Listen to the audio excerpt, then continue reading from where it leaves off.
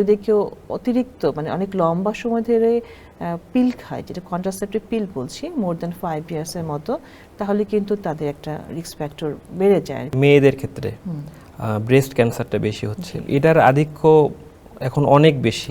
আপনি বললেন যে 1 নম্বরে চলে গেছে, এটা বাড়ছে কেন ডে বাই ডে? এটা আমাদেরও গবেষণার বিষয়, কেন এত সংখ্যা বেড়ে যাচ্ছে।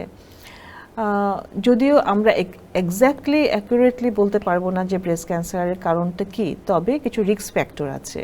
রিস্ক ফ্যাক্টর যে আমরা দেখি কিছু কিছু কারণ মহিলাদের এই রিস্ক ফ্যাক্টরগুলো থাকলে সেই ব্রেস্ট ক্যান্সারের সংখ্যাটা বেড়ে যায়। তার মধ্যে এক হচ্ছে যে বয়স, আসলে বয়সটা বাড়ার সঙ্গে সঙ্গে ব্রেস্ট ক্যান্সারের রিস্ক ফ্যাক্টর রিস্ক বাড়বে। কিন্তু দ্বিতীয়ত এই যে ব্রেস্ট ফিডিংয়ের একটা বিষয় আছে। আমাদের এখনকার যে লাইফস্টাইলটা আছে মেয়েদের, দেখা যাচ্ছে বাচ্চাদের ব্রেস্ট ফিডিং করানো প্রবণতা কম অথবা সুযোগ কম, বিকজ তারা চাকরি করছে, 6 মাস পরে তারা দেখা যায় ব্রেস্ট ফিডিংটা করাতে পারছে না, এটা একটা বিষয়। এছাড়াও দেখা যায় এটা কি মানে ব্রেস্ট ফিডিং না করানোর কারণে হচ্ছে বেশি? না, কারণ একটা রিস্ক ফ্যাক্টর বটে, অথবা আরও হচ্ছে যে দেরি করে বাচ্চা নেওয়া যে প্রবণতা, সেটাও কিন্তু একটা রিস্ক ফ্যাক্টরের মধ্যে পড়ে। আর হরমোনাল কিছু বিষয় আছে। ব্রেস্ট ক্যান্সার তো বেসিক্যালি হরমোনাল ডিজিজ। তো হরমোনের বিষয় হচ্ছে যে যদি কেউ অতিরিক্ত মানে অনেক লম্বা সময় ধরে পিল খায়, যেটা কন্ট্রাসেপটিভ পিল বলছি, মোর দ্যান 5 ইয়ার্সের মতো, তাহলে কিন্তু তাদের একটা রিস্ক ফ্যাক্টর বেড়ে যায় আর কি।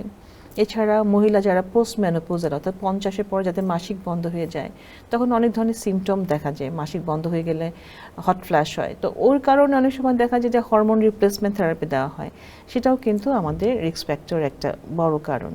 এছাড়া স্মোকিং, অ্যালকোহল, যেগুলো সব পৃথিবীর সব জায়গাতেই কমন, এবং বাংলাদেশের ক্ষেত্রেও মেয়েদের ক্ষেত্রেও দেখা যাচ্ছে যে ইদানিং প্রবণতা বেড়ে গেছে।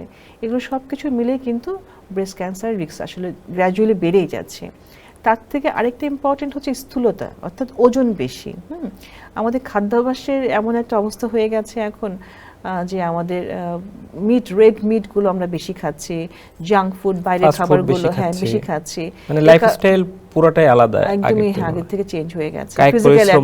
ফিজিক্যাল অ্যাক্টিভিটিস একদমই কমে গেছে, যার কারণে ওজন কিন্তু আমাদের বেড়ে যাচ্ছে। এই ওজন বাড়াটা কিন্তু শুধু ব্রেস্ট ক্যান্সার না, সব ধরনের ক্যান্সারের জন্য একটা বিশাল রিস্ক ফ্যাক্টর।